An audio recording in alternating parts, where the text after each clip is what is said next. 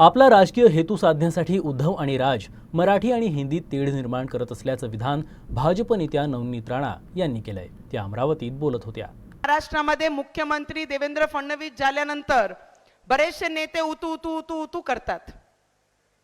ते काय म्हणतात मराठीत, जसं गावरानी मराठी येत नाही, जेवढी येते तेवढीच येते वा काय. पण मला गर्व आहे की मी महाराष्ट्रामध्ये जन्माला आली आहे आणि मराठी मातृभाषा नसून सुद्धा मराठी बोलायचा अभिमान मला वाटते की प्रत्येक मंचावर जाऊन मी ज्या पद्धतीने मराठी शिकली, लोक हसायचे, पण मी मराठी बोलण्याचा प्रयत्न कधी सोडला नाही आणि शेवटच्या श्वासापर्यंत मराठीचा अभिमान राहील. कारण महाराष्ट्रामध्ये जन्माला आलो आहे आणि ज्या राज्यामध्ये तुम्ही राहता ती भाषा सगळ्यात पहिले,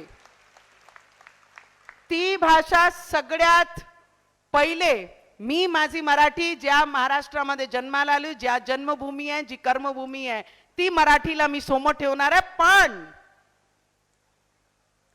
पण ज्या हिंदुस्थान मध्ये आम्ही असतो त्या हिंदी भाषाला सुद्धा आमचा दुसरे क्रमांकावर, आम्ही हिंदी भाषाला सुद्धा सन्मान करतोच, त्याच्यात कुठेही दुमत नाही.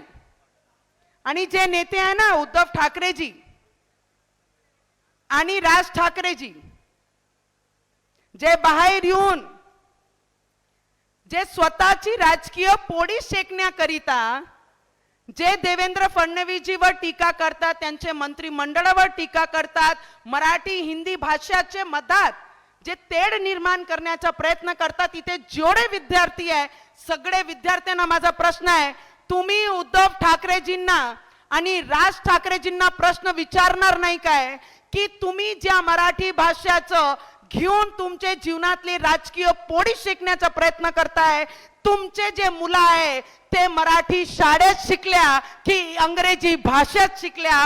फक्त एवढा प्रश्न तुम्ही सगळे विचारणार की नाही? किती लोकांना वाटते की त्यांनी त्यांच्या मुलांना मराठी शाळेत शिकवलं की नाही शिकवला?